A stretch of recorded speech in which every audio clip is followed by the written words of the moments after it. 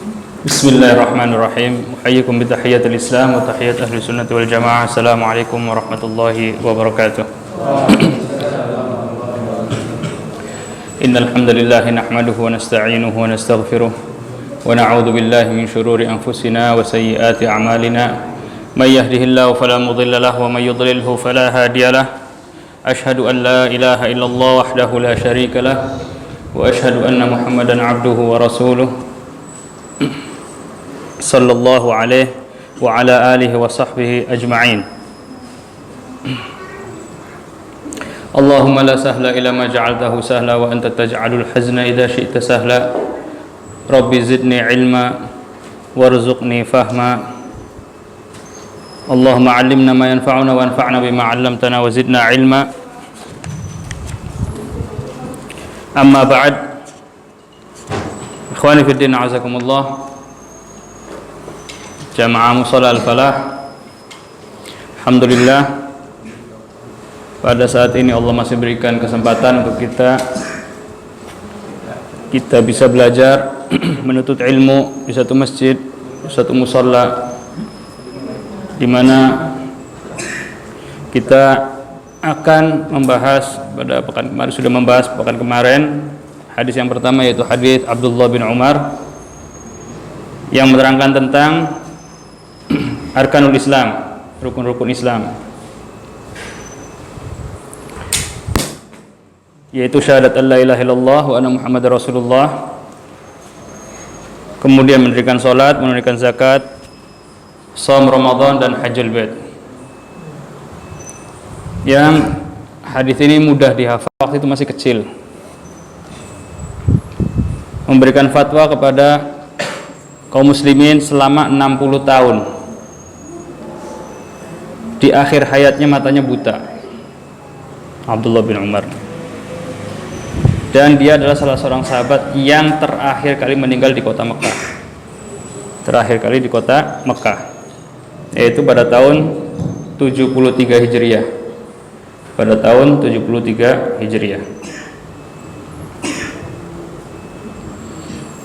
Hadis yang pertama ini menjelaskan tentang rukun-rukun Islam yang sudah kita bahas pekan kemarin.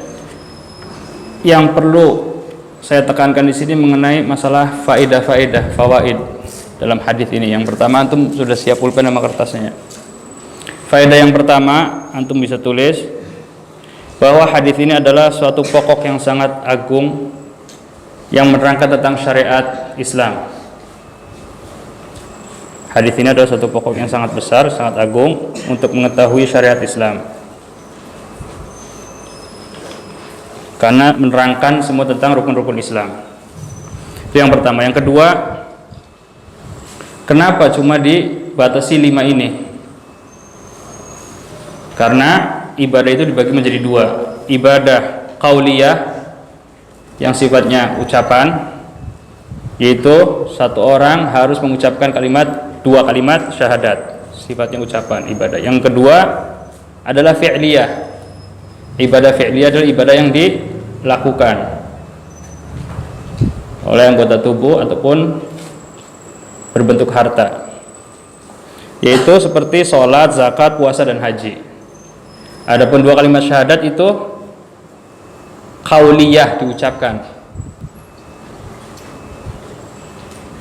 Nah, Islam dibangun di atas 5 rukun ini dengan tujuan menguji pada setiap pemeluknya, mau tidak dia memberikan sesuatu yang dia cintai. Suatu ujian, mau tidak dia itu memberikan sesuatu yang dicintai. Kemudian yang kedua adalah mengusahakan dengan anggota badannya dia untuk selalu melakukan amalan-amalan yang ada di rukun Islam. Contoh memberikan sesuatu yang dicintai, diantaranya adalah jiwanya. Begitu antum sudah mengatakan atau mengucapkan 2 kalimat syahadat, berarti siap. Siapapun yang mengganggu dengan 2 kalimat syahadat ini, antum siap untuk memerangi mereka kalau memiliki kekuatan. Kemudian yang kedua adalah ijhadul badan. Ijhadul badan itu badan kita ini digerakkan dengan sholat, puasa, Kalau zakat itu badlul mahbub, memberikan sesuatu yang kita cintai. Harta kan banyak kan dicintai manusia, kita siap berikan.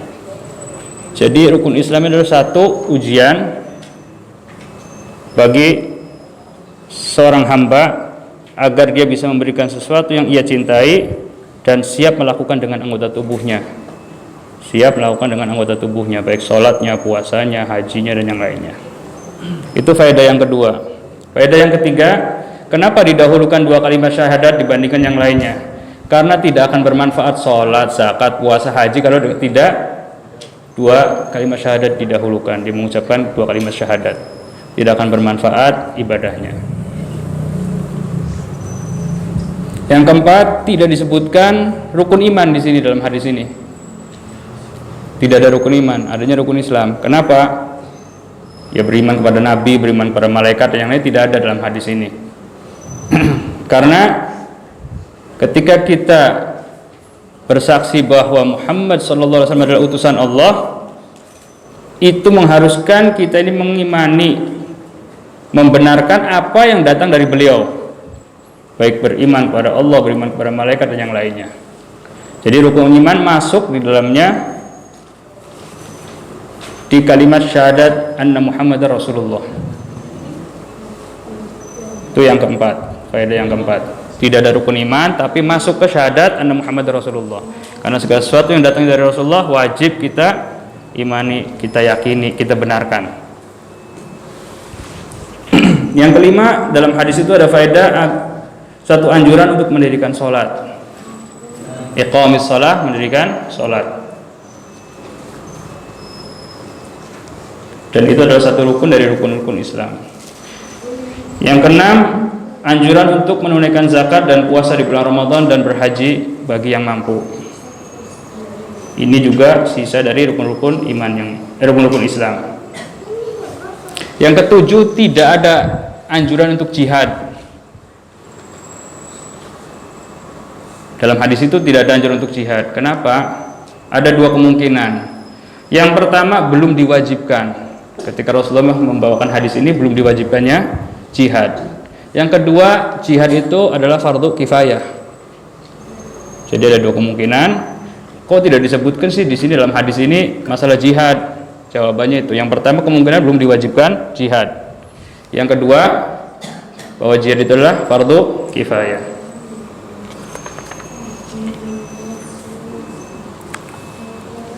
Faedah yang selanjutnya adalah para ahlus sunnah wal jamaah bersepakat bahwasanya seorang mukmin yang dihukumi bahwa dia itu adalah ahlul qiblah karena dia sudah mengucapkan dua kalimat syahadat, itu tidak akan kekal abadi dalam neraka. Ahlul qiblah yang dia melaksanakan rukun-rukun tadi itu tidak akan kekal abadi di neraka dengan syarat. Ada syaratnya. Apa? Dia meyakini dengan hatinya.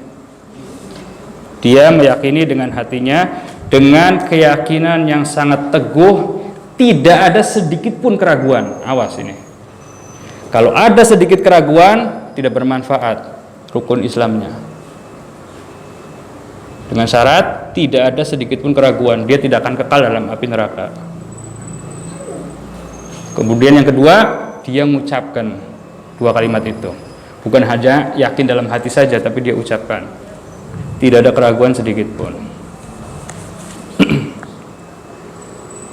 Selanjutnya, faedah yang paling terakhir ini, kalau satu orang yang kafir, orang kafir mengucapkan cuma la ilaha illallah, tidak melanjutkan Muhammad Rasulullah, apa hukumnya? Yang masyhur dari kalangan para ulama bahwa dia belum menjadi seorang muslim. Dia belum menjadi seorang muslim. Dalilnya Rasulullah SAW bersabda, umirtu an uqatilan nas hatta yashhadu an la ilaha illallah wa anna Muhammadar Rasulullah. Aku diperintahkan oleh Allah SWT untuk memerangi orang-orang atau manusia sampai mereka itu bersaksi bahwa tidak ada Tuhan, tidak ada Allah, tidak ada Tuhan kecuali Allah, dan Muhammad adalah utusan Allah SWT. Itu dalilnya. Sampai mengucapkan Muhammad Rasulullah baru dikatakan dia seorang muslim. Itu hadis yang pertama yang sudah kita bahas di pekan yang lalu. Kita akan lanjut ke hadis yang kedua dengan tema hadis Jibril. hadis Jibril alaihi salam. Sebetulnya hadis Jibril alaihissalam itu adalah satu istilah ketika satu orang atau semua para ulama ketika menyebutkan hadis Jibril itu faham mereka bahwa itu adalah ketika malaikat Jibril alaihissalam datang kepada Nabi SAW ketika para sahabatnya sedang berkumpul-kumpul. Nanti kita baca hadisnya. Bismillahirrahmanirrahim. Al-hadits tsani, hadis yang kedua, an Umar bin Khattab radhiyallahu anhu. Dari sahabat Umar bin Khattab radhiyallahu anhu.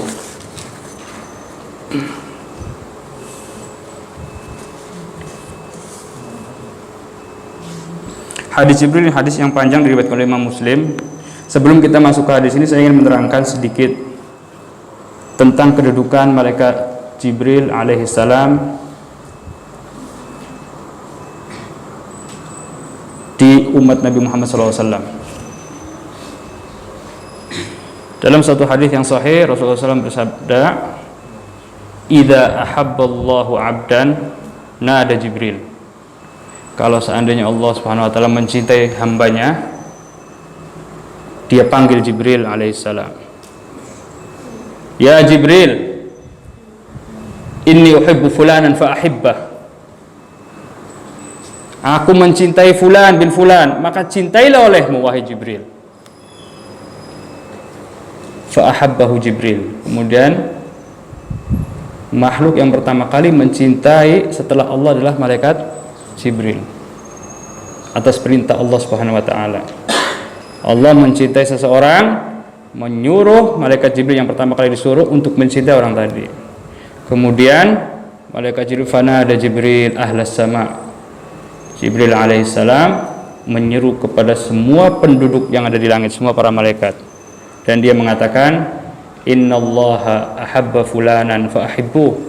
Sesungguhnya Allah mencintai fulan bin fulan, maka cintailah oleh kalian. Kemudian semua yang ada di langit, semua para malaikat mencintainya.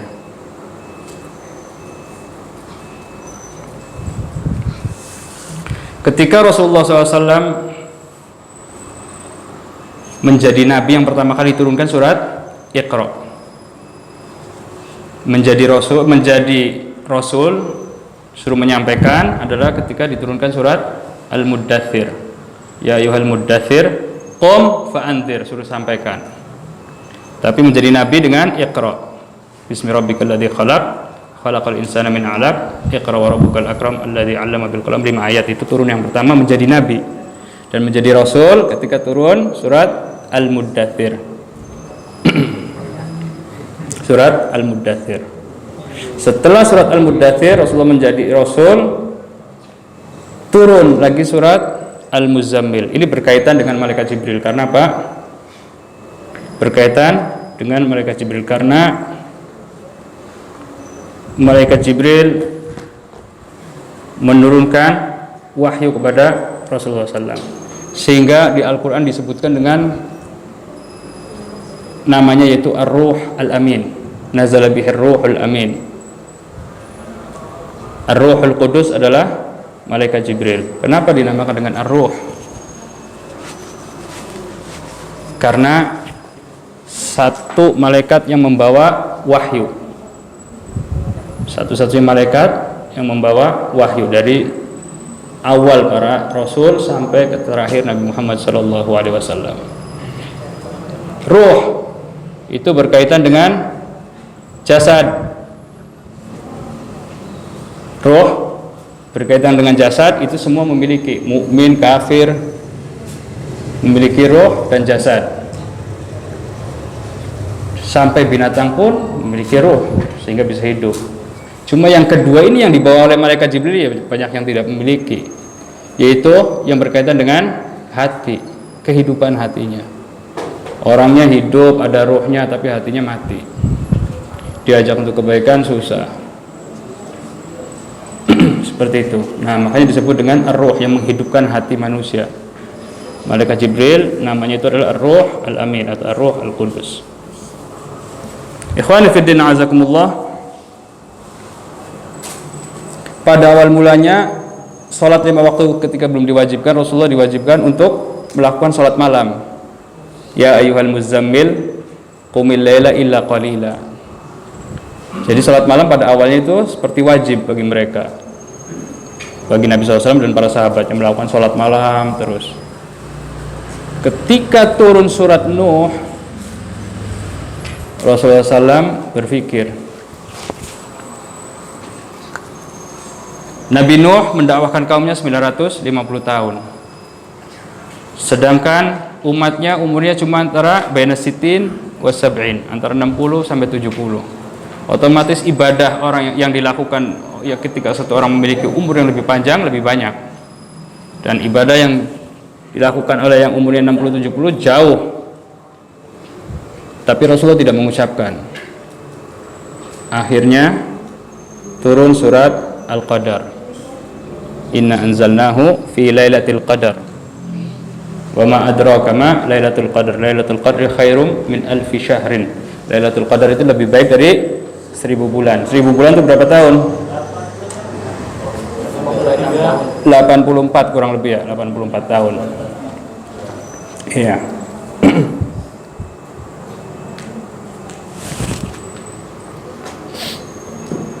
Tanazzalul malaikatu warruhu fiha, yang para malaikat itu turun setiap tahunnya. Termasuk ar-ruh, malaikat Jibril. Termasuk malaikat Jibril alaihissalam. Ikhwani fiddin azakumullah, banyak keutamaan para malaikat yang sebagian para ulama mengatakan ada 4 malaikat yang kepala pimpinan para malaikat, yaitu ada 4. Yang pertama adalah malaikat Jibril alaihissalam, yang kedua Mikail. Malaikat Jibril berkaitan dengan ruh, ilmu, wahyu. Mikail berkaitan dengan jasad, akan menurunkan hujan, menumbuhkan tumbuh-tumbuhan. Kemudian Malikul Maut, karena tidak ada malaikat Israel, itu nggak ada dalam nasnya. Yang saya ketahui tidak ada satu nas yang menerangkan bahwa ada malaikat yang namanya Israel, yang ada Malikul Maut. Kemudian yang keempat adalah Israfil. Dari 4 malaikat ini pemimpinnya adalah malaikat Jibril alaihissalam, yang dia memiliki, dalam hadits Aisyah disebutkan memiliki 600 sayap. Memiliki 600 sayap, yang satu sayapnya bisa menutupi ufuk. Menutupi ufuk.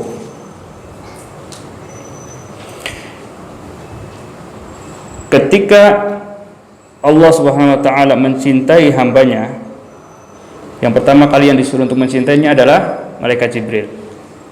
Dan itu adalah suatu keutamaan bagi seseorang ketika yang turunnya adalah malaikat Jibril, karena malaikat Jibril tidak pernah turun di sebelum umatnya Nabi Muhammad kecuali kepada yang bersangkutan seperti Maryam alaihissalam, karena setiap yang membawa roh itu berbeda-beda, ikhwan. Yang membawa roh itu berbeda-beda. Yang kita ketahui kan cuma malaikat Jibril aja yang membawa roh, padahal bukan. Dan malaikat itu disesuaikan dengan seorang tadi. Ketika orang itu yang akan ditiupkan roh itu mulia di sisi Allah, Allah utusnya malaikat Jibril, seperti Nabi Isa alaihissalam. Nabi Isa yang turun yang membawa roh dan meniupkannya adalah malaikat Jibril alaihissalam. Dan yang lainnya malaikat yang lain lagi, berbeda karena tingkatannya berbeda, derajatnya berbeda. Allah Subhanahu wa taala mencintai umat ini, umatnya Nabi Muhammad, sehingga malaikat Jibril pun ikut mencintainya. Baik ketika Rasulullah SAW masih ada sampai Rasulullah SAW sudah tidak ada. Terbukti dalam surat Al-Qadar, setiap tahunnya malaikat Jibril turun. Satu. Yang kedua, hadis ini, Allah utus malaikat Jibril yang berbentuk manusia, karena tidak pernah berbentuk jin, berbentuk manusia yang sangat ganteng. Biasanya beliau berbentuk satu orang sahabat yang namanya Dihya Al-Kalbi. Dihya Al-Kalbi adalah seorang sahabat yang memang rupanya rupawan dia tuh pada zaman Nabi SAW di Madinah. Pernah suatu saat Aisyah radhiyallahu anha keluar dan melihat. Aisyah radhiyallahu anha keluar dan melihat Dihya Al-Kalbi. Kemudian setelah pulang, Aisyah mengatakan kepada Rasulullah SAW, "Ya Rasulullah, inni ra'aituka ma'a Dihyatal Kalbi." Aku telah melihatmu bersama Dihya al-Kalbi. Kemudian Rasulullah SAW mengatakan, "Apakah engkau benar-benar telah melihatnya?" "Iya ya Rasulullah, aku melihat Dihya al-Kalbi dengan engkau." Ketahuilah wahai Aisyah bahwa itu adalah bukan Dihya al-Kalbi, akan tapi Jibril alaihissalam. Jibril alaihissalam. Kemudian kata Rasulullah, dan akan hilang kedua matamu, penglihatanmu di akhir hayatmu. Ternyata ketika Aisyah di masa-masa akhir hayatnya buta kedua matanya. Ketika beliau radhiyallahu anha ingin membagikan sedekah dan menyuruh khadimahnya untuk membagikan sedekah, karena sudah tidak terlihat, dia pegang ini, makanan ini untuk fulan bin fulan, ini untuk fulan bin fulan, dibagikan sedekahnya sampai habis. Sampai pembantunya ngomong, "Ya Ummul Mukminin, sudah habis ini semuanya, tidak ada yang tersisa untuk kita." Kemudian beliau menjawab, "Wal akhiratu khairu wa abqa." Akhirat itu lebih baik daripada dunia. Dihabiskan semua sedekahnya. Ikhwani fi din, azakumullah. Kita masuk bainama nahnu 'inda Rasulillah sallallahu alaihi wasallam data yaumin. Kata Umar bin Khattab radhiyallahu anhu, Umar bin Khattab adalah bin Nufail Abu Hafs Al-Faruq, julukannya Al-Faruq karena beliau adalah pembeda sebagai pembeda antara yang hak dan yang batil. Beliau masuk Islam sebelum hijrah 5 tahun. 5 tahun sebelum hijrah. Umar bin Khattab masuk Islam 5 tahun sebelum hijrah. Dan hidup bersama Nabi SAW dan berbaiat kepadanya kaum muslimin. Kemudian dia menjadi khalifah setelah Abu Bakar As-Siddiq radhiyallahu anhu. Beliau telah membuka beberapa kota-kota Islam di sana, kota-kota kafir kemudian menjadi Islam, dan matinya terbunuh oleh Abu Lu'lu'ah Al-Majusi. Abu Lu'lu'ah Al-Majusi ini orang Persia yang sengaja masuk, dan dia itu sampai mau jadi budak karena dendam kepada Umar bin Khattab dan membunuhnya di waktu sholat subuh pada tahun 23 Hijriah. Dendamnya orang kafir sampai dia menjadi budak salah seorang sahabat yang namanya Al-Mughirah bin Syu'bah. Di waktu sholat subuh dibunuh. Umar bin Khattab radhiyallahu anhu mengatakan, ketika kami duduk bersama Rasulullah SAW di suatu hari, tiba-tiba muncul satu orang laki-laki, ittala alaina rajulun. Tiba-tiba muncul satu orang laki-laki sedang duduk-duduk nih bersama Rasulullah SAW. Muncul satu orang laki-laki, syadidu bayadus thiyab, pakaiannya putih banget, syadidu sawadis sya'r, rambutnya hitam, la yura alaihi atharus safar, tidak terlihat bekas safar. Orang kalau bekas safar biasanya kan rambutnya kotor, pakaiannya kotor, tidak. Tiba-tiba datang satu orang laki-laki, pakaian putih bersih, rambutnya hitam. Wala ya'rifuhu minna ahadun, dan tidak ada yang tahu dari kalangan kami siapa dia. Pertanyaannya, kenapa sahabat Umar bin Khattab berani mengatakan tidak ada yang tahu di antara kami siapa dia? Padahal bisa jadi kan ada yang tahu, bisa jadi ada yang tahu, tapi dia sudah bisa memastikan bahwa tidak ada yang tahu siapa dia ini. Apa jawabannya, ikhwan? Kenapa Umar bin Khattab mengatakan ketika datang malaikat Jibril berbentuk manusia yang pakaiannya putih, rambutnya hitam, sampai dia mengatakan tidak ada yang tahu di antara kita siapa dia? Ada yang bisa jawab nggak? Bisa memastikan ini? Apa dia tahu yang gaib? Umar bin Khattab tahu yang gaib nggak? Tidak. Kok bisa memastikan tidak ada yang tahu di antara kita siapa nih orang ini? Jawabannya adalah inilah adabnya para sahabat. Ketika mereka mendatangkan orang yang baru, saudaranya atau apa, selalu dikenalkan. Ya Rasulullah, ada fulan bin fulan dari negeri ini. Ya Rasulullah, ada fulan bin fulan dari negeri ini. Jadi semua orang yang datang di Madinah mereka tahu, kenal. Ketika satu orang ini datang tidak ada yang mengenalkan. Siapa fulan bin fulan ini? Siapa orang ini? Tidak ada yang mengenalkan. Sehingga Umar bin Khattab bisa memastikan la ya'rifuhu minna ahadun, tidak ada yang tahu orang siapa ini, orang siapa orang ini datang. Karena kebiasaan para sahabat ketika ada yang baru diperkenalkan kepada yang lainnya. Itulah adab muasyarah para sahabat radhiyallahu anhum. Kemudian kelanjutannya hadis ini adalah hatta jalasa ila Nabi sallallahu alaihi wasallam. Kemudian orang itu duduk di hadapan Nabi sallallahu alaihi wasallam.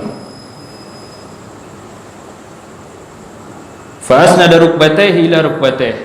Ditempelkan lututnya dia, orang laki-laki tadi, ke lututnya Nabi sallallahu alaihi wasallam.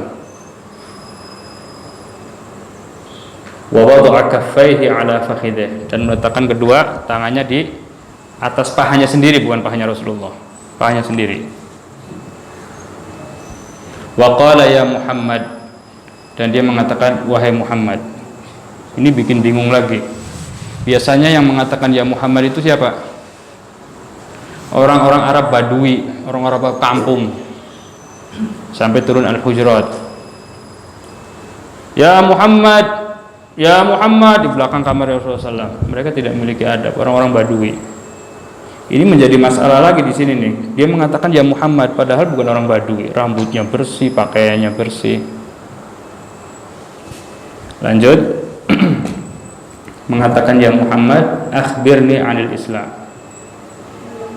Ikhwani fillah azakumullah, ketika malaikat Jibril mengatakan ya Muhammad, para sahabat langsung tidak menganggap bahwa ini adalah orang Badui yang sedang datang ke Rasulullah, bukan.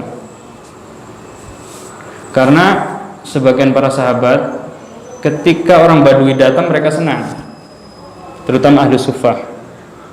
Ketika ada orang Badui mau datang ke Rasulullah, pasti dia ingin menanyakan sesuatu, langsung datang ke dia. Ya fulan bin fulan, tolong tanyakan ke Rasulullah ini dan ini, tanyakan ini. Karena mereka beradab ke Rasulullah, tidak mau terus tanya menerus, terus tanya-tanya, dikit lagi tanya, dikit tanya. Itu takut mengganggu Rasulullah SAW. Para sahabat sampai menjaga perasaan Rasulullah dalam menuntut ilmu, menjaga perasaan Rasulullah SAW ketika menuntut ilmu. Sampai ketika datang orang Badui nitip soal, tolong tanyakan ke Rasulullah masalah ini, tolong tanyakan ke Rasulullah masalah ini. Kalau orang Badui udah nggak ada masalah, dia langsung aja, Muhammad saya mau nanya ini langsung, karena kurang adabnya. Innal ladzina yunadunaka min wara'il hujurati aktsaruhum la ya'qilun. Sesungguhnya orang-orang yang memanggilmu Muhammad di seberang kamarmu, kebanyakan mereka tidak berakal. Karena orang-orang Arab tidak memiliki adab. Orang-orang kampung menghadapi Rasulullah tidak memiliki adab seperti itu. Tapi para sahabat memanfaatkan momen ini, terutama Ahlus Suffah, Abu Hurairah dan yang lainnya radhiyallahu anhum. Ketika ada orang Badui malah didatengin, nitip soal, tanyakan masalah ini, masalah ini.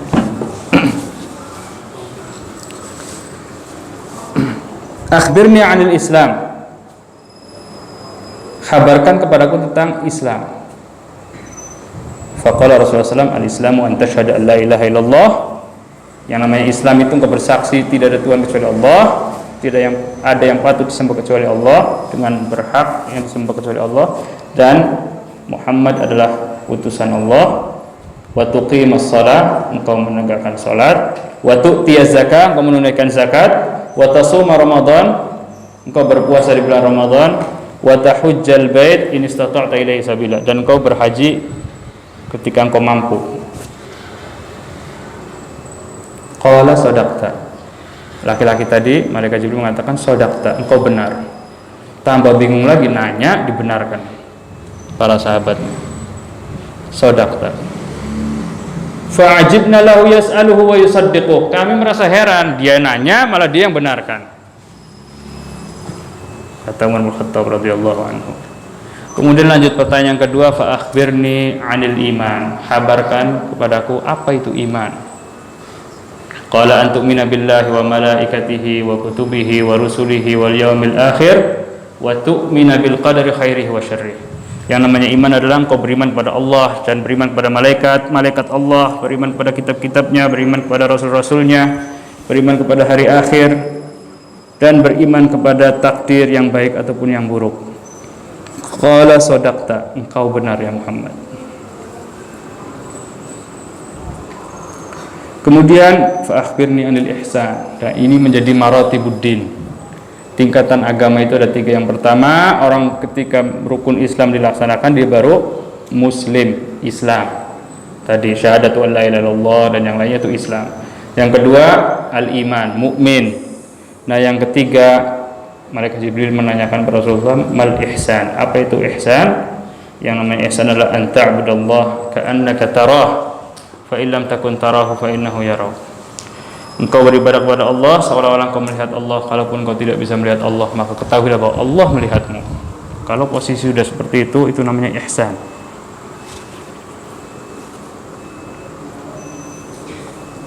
Ikhwani fiddin azakumullah. Kemudian dilanjutkan dengan pertanyaan yang keberapa?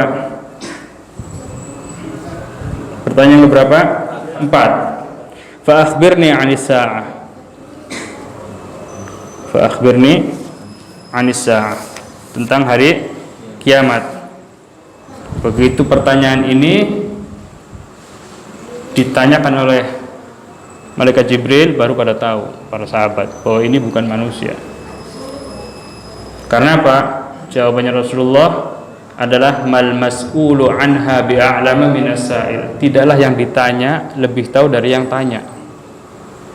Mal mas'ulu anha bi'a'lama minas sa'il. Tidaklah yang ditanya ini maksudnya Rasulullah itu lebih tahu dari yang menanya. Engkau wahai malaikat Jibril. Baru mereka faham bahwa itu adalah malaikat.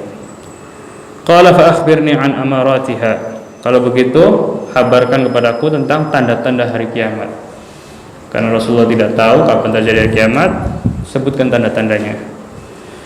Kemudian Rasulullah menjawab, antalidal amatu rabbataha. Budak perempuan melahirkan tuannya. Budak perempuan, ketika engkau melihat seorang budak perempuan melahirkan tuannya, karena budak itu ketika melahirkan dia bebas. Ibunya ini bebas. Anaknya menjadi tuannya dia. Yang kedua, wa antarul hufat, nanti kita akan terangkan satu persatu insyaallah. Ini baru artinya aja. Wa antarul hufat al-urat al-ala tari'a asya yatatawaluna fil bunyan. Dan ketika engkau melihat satu orang yang tidak memiliki alas kaki dan tidak berpakaian, mereka berlomba-lomba, dan mereka pengembala kambing. Pengembala kambing artinya orang miskin, berlomba-lomba dalam bangunan yang sangat megah. Ketika sudah ada zaman itu sudah dekat waktu kiamat. Orang yang kemarin kita lihat miskin, sekarang kaya mendadak, menjadi mendadak kaya raya sampai bangun dengan bangunan yang tinggi. Itu adalah ciri-ciri as-sa'ah, tanda-tandanya. Qala, kemudian Umar bin Khattab mengatakan, tsumman talaqa, kemudian berpaling, bangun, berdiri, pergi. Sampai sebagian para sahabat ada yang ngejar, hilang. Falabithtu maliyan, kemudian aku merasa heran.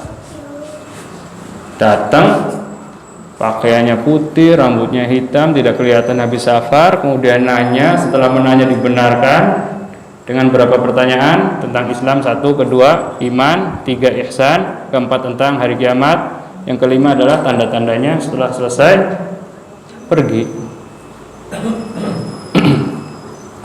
Kemudian Rasulullah SAW melihat aku bingung seperti itu, Rasulullah mengatakan, ya Umar, atadri manis sa'il, menanyakan, kamu tahu nggak tadi orang tadi siapa? Qultu, aku katakan, Allahu wa rasuluhu a'lam, Allah dan Rasulnya yang maha tahu. Qala, Rasul menjawab, fa innahu Jibril, sesungguhnya itu adalah Jibril alaihi salam, atakum, yang datang kepada kalian, yu'allimkum dinakum, mengajarkan agama kalian.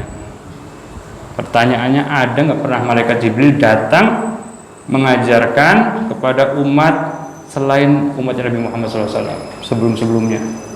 Tidak ada sejarahnya ya ikhwan. Kenapa? Karena Allah SWT ridho dengan umatnya Nabi Muhammad SAW. Allah cinta, dan Allah sebutkan kepada malaikat Jibril dan semua yang ada di langit mencintai mereka. Dalilnya Ustaz ada, kuntum khaira ummah, kalian sebaik-baik umat. Lanjutnya ayatnya, ukhrijat linnas, yang Allah keluarkan untuk semua manusia. Ta'muruna bil ma'ruf dan yang lainnya. Itu suatu penghargaan atau satu ujian dari Allah SWT dan Allah ridho kepada mereka. Terus ayat lagi radhiyallahu anhum wa radu'an, mereka ridho kepada Allah dan Allah ridho kepada mereka. Kemudian ayat-ayatnya banyak ya, Pak. Di antaranya ya ayyuhalladzina amanu may yartadda minkum an dinihi fasawfa ya'tillahu biqaumin yuhibbuhum wa yuhibbuna. Wahai orang yang beriman, siapa di antara kalian yang murtad dari agamanya, niscaya Allah akan datangkan satu kaum yang mereka cinta kepada Allah dan Allah cinta kepada mereka. Kapan itu terjadi ayat itu? Rasulullah sudah meninggal. Siapa di antara kalian orang-orang yang beriman ingin murtad, silahkan, niscaya Allah akan datangkan satu kaum yang kaum ini cinta kepada Allah dan Allah cinta kepada mereka. Ayatnya sudah turun, kejadiannya di zamannya Abu Bakar As-Siddiq radhiyallahu anhu. Ketika Rasulullah sudah meninggal, Abu Bakar As-Siddiq yang pertama adalah mengutus Usama bin Zaid. Setelah mengutus perang Mu'tah dan yang lainnya, semua ahlul Madinah, para sahabat, tersisa yang tua-tua saja, yang muda-mudanya berangkat perang. Nggak lama kemudian ada orang-orang murtad yang tidak mau bayar zakat. Abu Bakar As-Siddiq dengan gigihnya mempersiapkan peralatan perang untuk memerangi mereka. Umar bin Khattab radhiyallahu anhu tidak setuju. Siapa nanti yang menunggu kota Madinah? Semuanya perempuan. Kalau kita ini berangkat, udah tua-tua lagi. Yang muda-muda udah berangkat perang Mu'tah. Tapi Abu Bakar Siddiq tetap menyuruh perangi mereka, walaupun jumlah kita sedikit. Nggak lama kemudian datang segerombolan dari arah Tabuk. Mereka menunggang kuda, datang dari Yaman. Berjumlah kalau nggak salah 600.000 orang. Mereka datang ingin berjumpa dengan Rasulullah SAW. Ternyata Rasulullah SAW sudah meninggal. Kemudian mereka siap-siap dan memerangi orang-orang murtad yang tidak mau bayar zakat. Nah, itu ayat itu tuh kejadiannya waktu itu. Wahai orang beriman, siapa di antara kalian yang murtad tidak mau bayar zakat, niscaya Allah akan datangkan satu kaum, datangnya dari Yaman ke arah Tabuk dan ke arah Madinah, dari Tabuk ke arah Madinah. Itu kejadian sabab nuzulnya seperti itu. Aku qouli hadza wa astaghfirullah li wa lakum wa lisairil muslimina min kulli dhanbin innahu huwal ghafurur rahim. Subhanakallahumma wa bihamdik asyhadu an la ilaha illa anta astaghfiruka wa atubu ilaik. Insyaallah kita lanjutkan setelah salat. Bismillahirrahmanirrahim. Alhamdulillah wassalatu wassalamu ala Rasulillah, amma ba'd. Ikhwani fi din, azakumullah. Kita lanjutkan kajian malam ini. Hadis Umar bin Khattab, hadis Jibril alaihi salatu wassalam.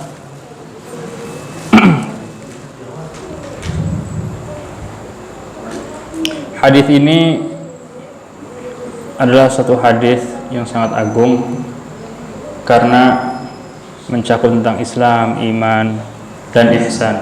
Dan itu adalah tingkatan agama seseorang, karena satu orang muslim berbeda dengan satu orang yang mukmin. Al-Islam itu adalah amalan-amalan zahir, sholat, zakat, usaha zahir. Sedangkan iman ini yang menentukan masalah keyakinan, masalah pembenaran,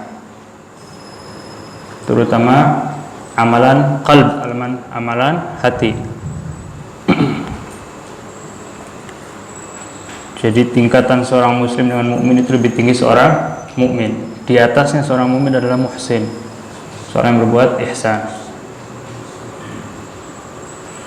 Dalam hadis ini memiliki beberapa faedah. Yang pertama yang bisa kita ambil faedah dari hadis ini adalah, antum tulis, adalah yang pertama adab bersama seorang guru, sebagaimana yang dilakukan malaikat Jibril alaihissalam ketika duduk di hadapan Nabi SAW dengan duduk yang memiliki adab,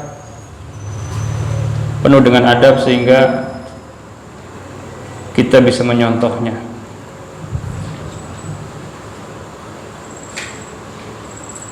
Yang kedua, faedah yang kedua tentang keutamaan Islam, dan itu yang harus pertama kali ditanyakan oleh seseorang. Yang harus dicari ilmunya adalah yang pertama adalah tentang Islam. Karena Allah SWT mengutus semua para rasulnya untuk mendakwahkan ini, yaitu syahadat la ilaha illallah, mengajak mereka kepada tauhid. Kemudian bahwasanya Nabi Muhammad SAW adalah utusan Allah sebelum semuanya. Artinya yang pertama kali yang kita dakwahkan adalah dakwah tauhid, 2 kalimat syahadat. Yang ketiga yang bisa kita ambil dari faedah dari hadis ini adalah bahwasanya syahadat anna Muhammad Rasulullah, bersaksi bahwasanya Muhammad adalah utusan Allah, itu mewajibkan beriman, mengimani bahwasanya Allah SWT mengutusnya, bahwasanya Allah SWT itu mengutusnya ke seluruh makhluknya, baik yang hitam kulitnya ataupun yang merah ataupun yang putih. Karena Nabi SAW diberikan kelebihan, ada 5, ada sebagian lagi riwayat 6, ada 7, cuma 5 aja. Itu khamsan qabla lam yu'tahun ahadun min qabli. Aku diberikan 5 keutamaan, kata Rasulullah SAW, dan tidak pernah diberikan kepada nabi-nabi sebelumku. Yang pertama apa? Siapa yang bisa jawab? Yang pertama, Nabi SAW diberikan kelebihan, umatnya diberikan kelebihan dan tidak diberikan kepada nabi-nabi sebelumnya. Ada yang tahu? Satu, bahwa Rasulullah SAW diutus kepada seluruh makhluk, baik manusianya ataupun jinnya, semuanya. Ya, itu kelebihan. Yang kedua, dijadikannya bumi ini masjid, tempat untuk sholat dan suci. Yang ketiga, Rasulullah SAW diberikan kelebihan bisa mengalahkan musuhnya dalam waktu perjalanan 1 bulan. Diberikan rasa takut oleh Allah SWT musuhnya, sehingga belum berperang sudah 1 bulan mereka kalah. Itu yang keberapa? Yang ketiga. Yang keempat, menerima ghanimah. Rasulullah boleh menerima ghanimah, sedangkan nabi-nabi sebelumnya tidak boleh menerima ghanimah.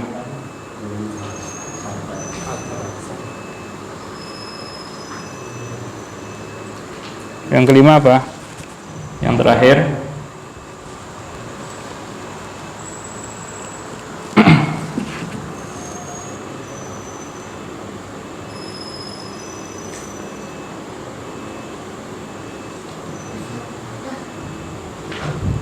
Ikhwani fiddin azakumullah. Faedah yang keempat, bahwa iman itu adalah pembenaran dalam hati. Iman itu adalah at-tasdiq bil jinan, dibenarkan dalam hati. Kalau ada sedikit keraguan, maka belum beriman. Dibenarkan dulu dalam hatinya dan yakin bahwa itu adalah benar. Kemudian diucapkan dengan lisan dan diamalkan dengan anggota badan. Iman ini akan naik bi ta'atir rahman, dengan mentaati Allah, dan akan turun ketika mentaati syaitan. Yang kelima, membahas tentang rukun iman. Bahwa rukun iman itu ada 6. Beriman pada Allah, beriman pada malaikatnya, pada kitab-kitabnya, para rasulnya, hari akhir, dan takdir yang baik atau yang buruk. Nah, beriman kepada Allah itu ada 4 yang harus kita ketahui, 4 perkara yang harus kita ketahui ketika kita beriman kepada Allah. Yang pertama, al-imanu billah, beriman kepada Allah. Ada 4 perkara yang harus kita tahu bagaimana kita beriman kepada Allah. Yang pertama adalah beriman bahwa Allah itu ada. Beriman bahwa Allah itu ada.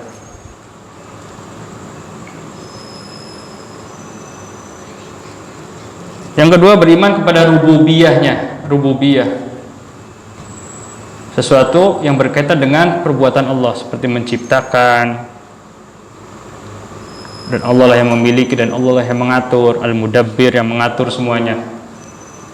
Meyakini rububiyah Allah Subhanahu wa taala. Yang ketiga, mengimani uluhiyahnya, bahwasanya dialah Allah satu-satunya yang berhak untuk disembah, tidak ada yang lainnya, berhak diibadahi. Tidak boleh beribadah itu diberikan kepada selain Allah. Apa itu ibadah? Ibadah itu adalah satu nama yang mencakup Ibadah itu adalah ismun jami'. Kata Ibnu Taimiyah mengatakan ibadah adalah ismun jami'un, satu nama yang mencakup likulli ma yuhibbuhullahu wa yardah, terhadap sesuatu yang Allah cintai dan Allah ridhoi, apapun bentuknya. Satu nama yang mencakup segala sesuatu yang Allah cintai dan Allah ridhoi, yang tampak ataupun yang tidak tampak. Yang tampak ataupun yang tidak tampak.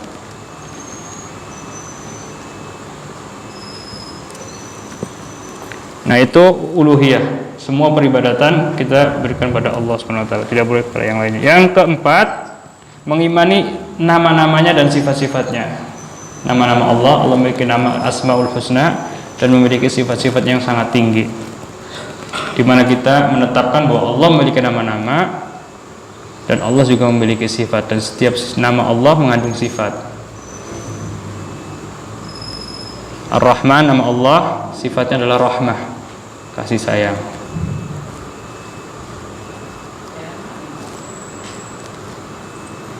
Allah memiliki nama Ar-Rahman, yang maha pengasih.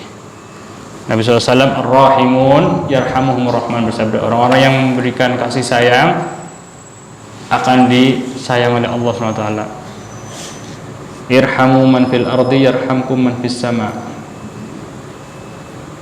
Kasih sayangilah orang yang di bumi, ini saya akan memberikan kasih sayang pada kalian yang ada di langit.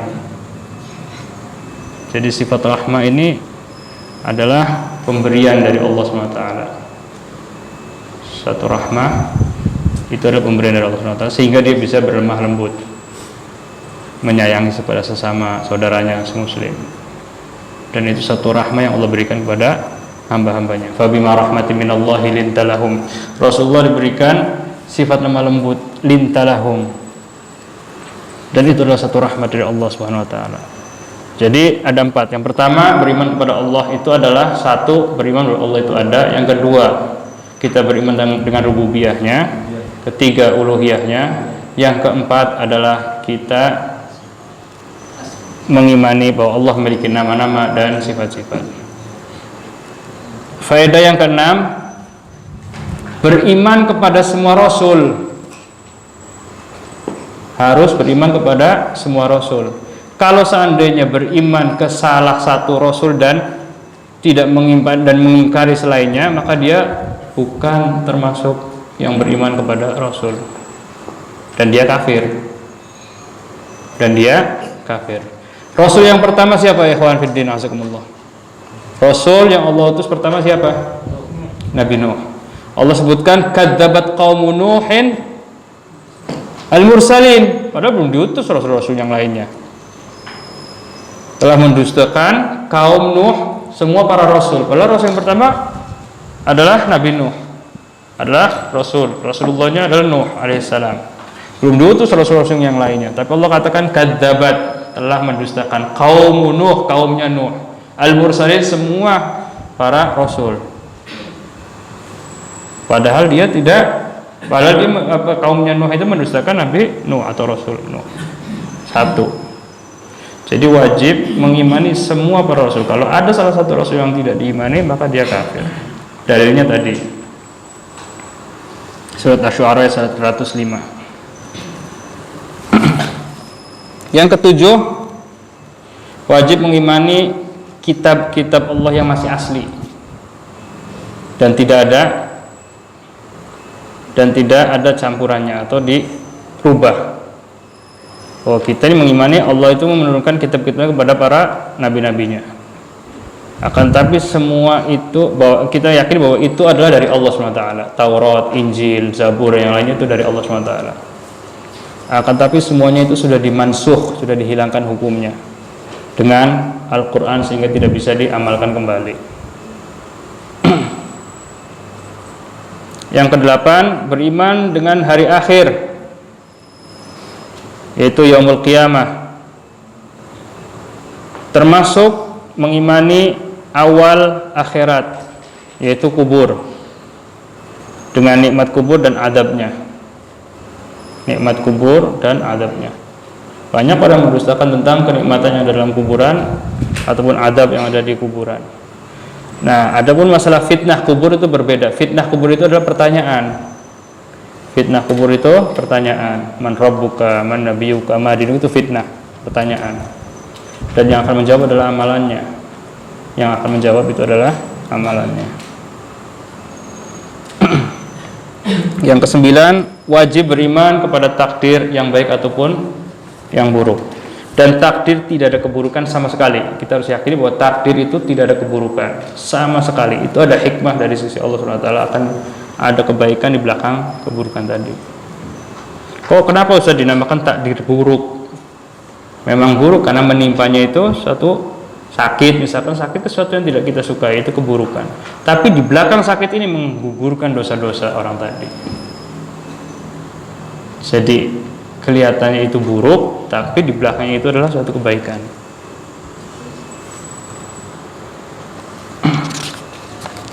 Yang ke-10 adalah faedah yang ke-10,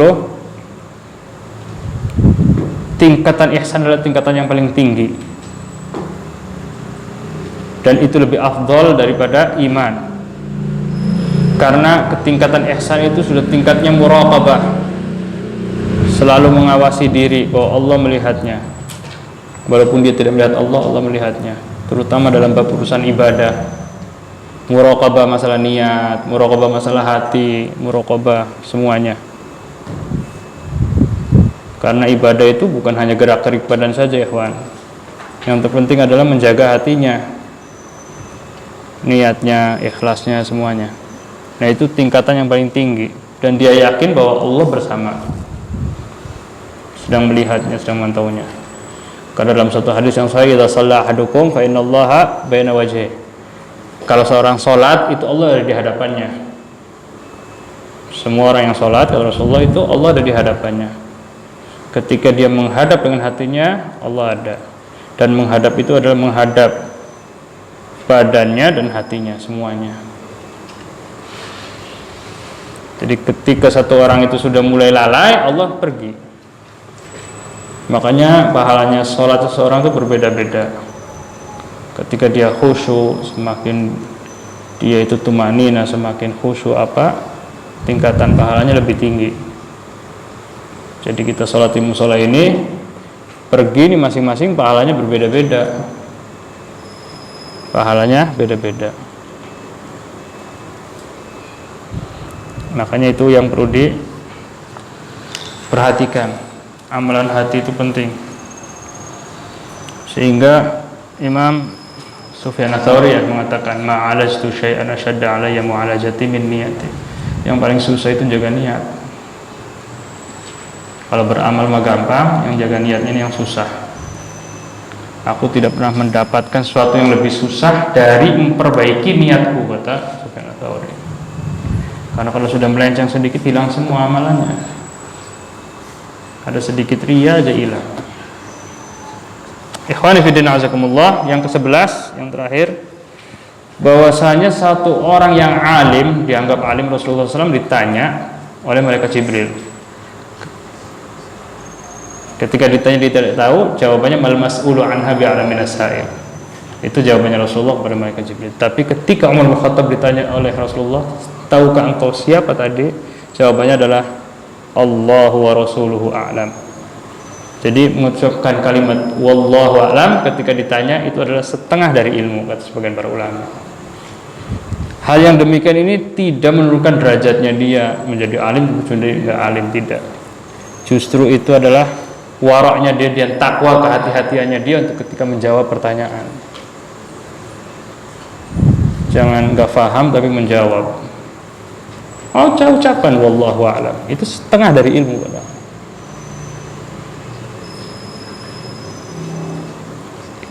Ikhwani fi din azakumullah, amalan akan diterima oleh Allah Subhanahu wa taala ketika syahadat alla ilaha illallah ada. Artinya amalan itu kita tunjukkan, ibadah kita tunjukkan kepada Allah, yaitu dengan ikhlas. Yang kedua, ketika kita mengucapkan Muhammad Rasulullah, artinya kita harus ittiba, mengikuti caranya. Jadi amalan tidak akan terima oleh Allah kalau tidak ikhlas dan ittiba. Ikhlas karena Allah, caranya ikutnya aturan Rasulullah SAW.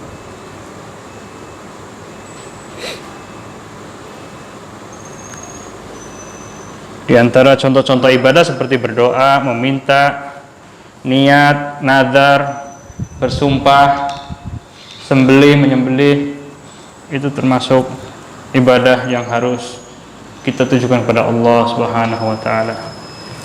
Mungkin itu saja yang dapat saya sampaikan. Barangkali ada sedikit pertanyaan yang bisa saya jawab. Wallahu a'lam bishawab. Wabillahi taufiq wal hidayah. Assalamualaikum warahmatullahi wabarakatuh.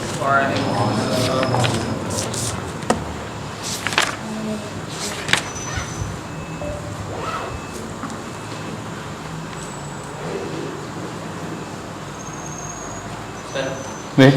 Untuk riwayat hadis yang ketiga, beriman bahwa Nabi Muhammad Sallallahu Alaihi Wasallam berdakwah kepada seluruh makhluk. Iya. Itu apakah syariatnya sama dengan manusia itu? Maksudnya di zamannya Rasulullah. Nabi Muhammad lahir itu ketika diutus kepada seluruh makhluknya, kepada seluruh makhluk. Nah, makhluk ini ada dua kan, jin dan manusia. Wa ma khalaqtul jinna wal insa illa liya'budun kan. Nah, Rasulullah itu mendakwahkan semuanya, semua manusia didakwahkan. Karena setiap nabi itu kalau nabi itu diutus ke kaumnya saja. Nabi dan Rasul bedanya seperti itu. Kalau Rasul itu ke umat, satu umat, tapi tidak sedunia, tidak seumat yang ada di situ. Nah, ada lagi satu kaum, itu Nabi. Nah, kalau Rasulullah semuanya, yang kulitnya merah, yang kulitnya putih, yang kulitnya hitam, semuanya, dan sampai akhir zaman. Dan bukan ke manusia saja, sampai ke jin.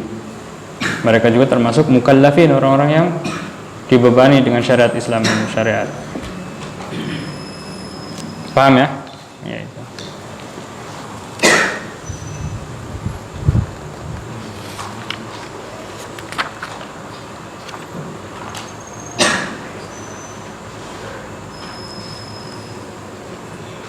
Ya, betul.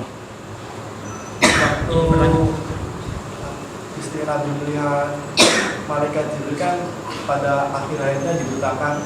Kenapa sahabat-sahabat pas itu tidak dibutakan? Itu saya sudah tahu itu. Maksudnya tadi juga kenapa seperti itu? Saya belum bisa menjawab, wallahu alam. Kenapa Rasulullah mengatakan kepada Aisyah radhiyallahu anha bahwa akan faqadti basaraki, akan hilang pandanganmu di akhir hayatmu, karena posisinya malaikat Jibril itu menampakkan sebagai manusia yang bernama Dihya al-Kalbi ini kepada Rasulullah saja. Tapi kalau yang tadi keadaannya memang datang untuk mengajarkan agamanya. Tapi wallahu alam itu ya perlu dipelajari lagi. Ya, Bapak. Pertanyaan. Tadi kan Ustaz menyatakan bahwa kita harus meyakini ada kubur dan nikmat kubur dan juga ada fitnah kubur. Iya. Di situ kenapa fitnah kubur itu maksudnya salah satunya adalah pertanyaan-pertanyaan ketika di kubur itu, tuan Nabi dan sebagainya. Nah, pertanyaan adalah kenapa disebut fitnah, Ustaz? Padahal itu pertanyaan. Iya. Kalau fitnah itu adalah ujian. Fitnah itu adalah imtihan, ujian. Dan disebut seperti itu oleh para ulama sebagai fitnah. Karena kalau tidak bisa menjawab, dia akan diadab. Nah, setelah itu antara adab ataupun kenikmatan. Setelah pertanyaan, baru nanti ada kenikmatan dan adab. Fitnah itu ujian. Lulus apa enggak nih? Kayak gitu. Kalau lulus mendapatkan nikmat, kalau gagal akan mendapatkan adab. Dan itu tidak bisa dihafalkan. Semua itu tergantung amalannya. Termasuk fitnah kubur, termasuk adab kubur itu diantaranya satu orang yang suka mengadu domba, kencing tidak bersih atau kencing sembarangan dan macam-macam. Intinya setiap kemaksiatan itu akan mengundang adab kubur. Walaupun ada perinciannya, ketika Rasulullah berjalan melihat satu kuburan, ada orang Yahudi yang sedang diadab, kemudian ditancapkan untuk meringankan adabnya, pelepah korma selama masih belum kering.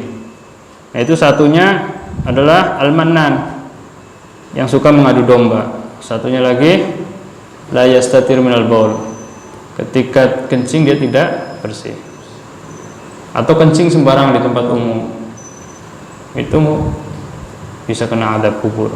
Tapi para ulama mengatakan semua kemaksiatan itu mengundang azab kubur. Semua kemaksiatan mengundang azab kubur. Selain itu tuh, wallahu a'lam.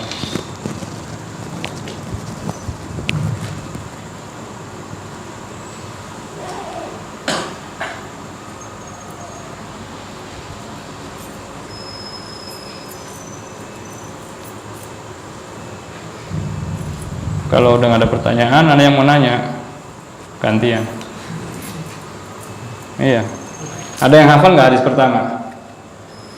Siapa yang hafal di antara antum hadis, satu hadis saja? Yang pertama yang kemarin.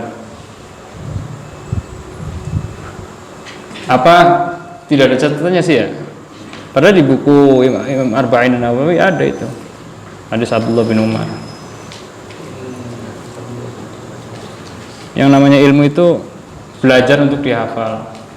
Karena ilmu itu adanya di dada, ada ilmu fis sudur, ya. Saya juga masih di sutur, belum hafal, cuma berusaha untuk menghafal juga.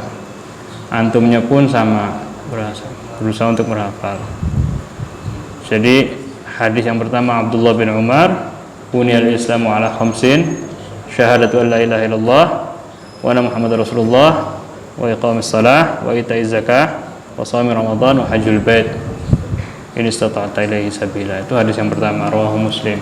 Hadis kedua, hadis Umar bin Khattab radhiyallahu anhu, bainama nahnu julusun 'inda Rasulillah sallallahu alaihi wasallam ittala 'alaina rajulun shadidu bayadul thiyab shadidu sawad asy-sya'r.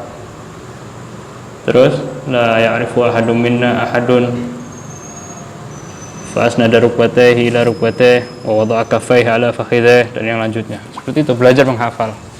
Minimal satu seperti itu. Bagaimana kita menghafal Al-Quran, kita juga menghafalkan hadis, karena sama-sama ini wahyu dari Allah SWT.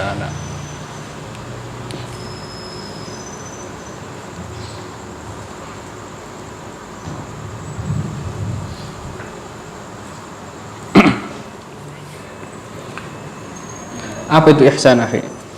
Ihsan. Nah, Masya Allah. Tingkatan paling tinggi meyakini Allah selalu melihat kita. Gimana? Tingkatan yang paling tinggi. Iya benar, ihsan tingkatan paling tinggi. Apa itu ihsan? Oh, ihsan tadi ada lagi. Ihsan seolah-olah kita melihat Allah dalam beribadah, kalau tidak Allah melihat kita. Ya, paham nggak maksudnya seperti itu? Paham. Apa coba saya terangkan? Kita itu harus yakin ketika beribadah itu Allah melihat kita tuh. Iya. Biar lebih khusyuk. Terusnya kalaupun itu kalaupun kita tidak bisa melihat, yakinlah bahwa Allah itu melihat kita. Iya. Apa itu ibadah? Ibadah ya sesuatu yang diperintahkan Allah. Kalau yang dilarang bukan ibadah. Ya, ibadah itu dosa. Ah ya, coba apa itu ibadah? Ibadah Tadi definisi Ibnu Taimiyah saya sebutkan. Segala sesuatu yang Allah cintai dan Allah ridhoi, yang tampak atau tidak tampak. Segala sesuatu yang Allah cintai dan Allah ridhoi, baik berbentuk ucapan ataupun amalan, yang tampak atau tidak tampak, itu ibadah. Antum tulis suatu nama yang mencakup atau sesuatu yang namanya ibadah itu,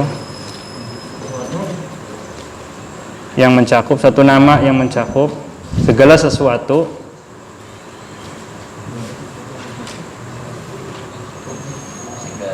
iya, suatu nama yang mencakup segala sesuatu yang Allah cintai dan Allah ridhoi, dari ucapan ataupun amalan yang tampak ataupun tidak tampak, itulah ibadah. Jadi apa saja yang Allah cintai, dicintai nggak sama Allah? Dicintai. Tampak nggak? Tidak tampak, ya itu ibadah. Tampak kelihatan, ya ibadah sama. Bentuknya apa? Ucapan atau amalan? Amalan atau ucapan, itu namanya ibadah.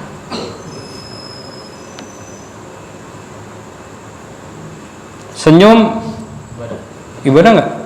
Senyum ya. Bentuk ucapan atau amalan?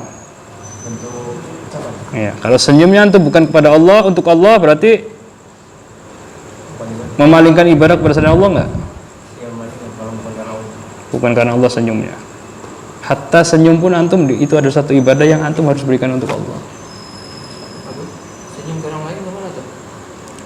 Tujuan. Allah, tujuannya. Tujuannya karena Allah.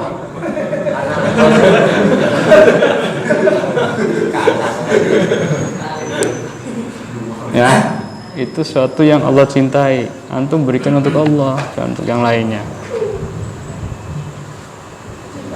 Ini menuntut ilmu seperti ini Allah cintai untuk Allah. Itu ibadah ya. Dan itu ihsan.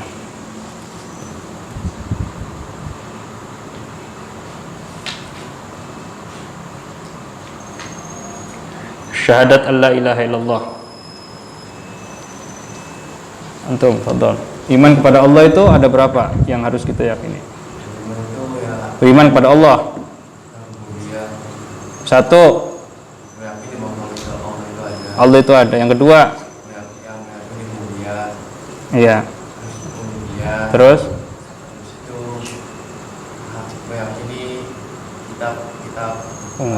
nama-nama Allah. Allah memiliki nama dan sifat. Iya.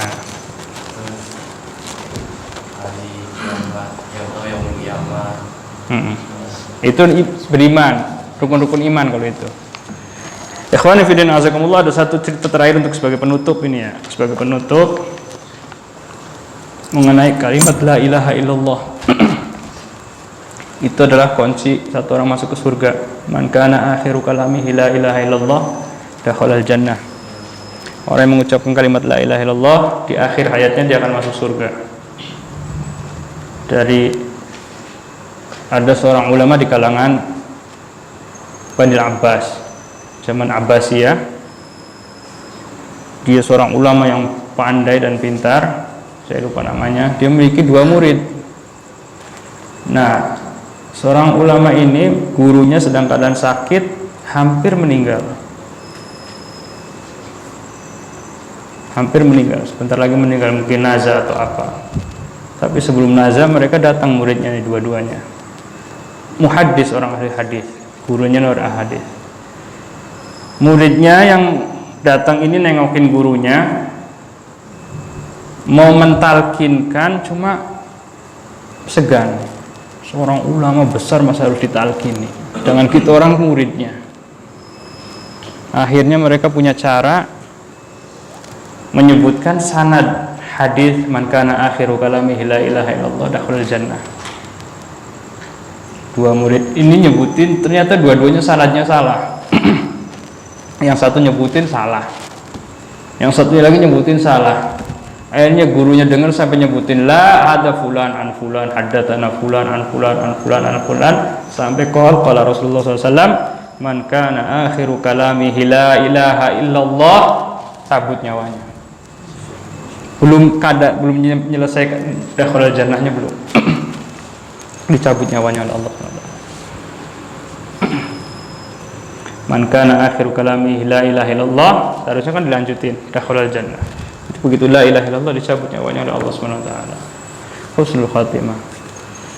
Itu saja yang bisa saya sampaikan. Wabillahi taufiq wal hidayah. Assalamualaikum warahmatullahi wabarakatuh.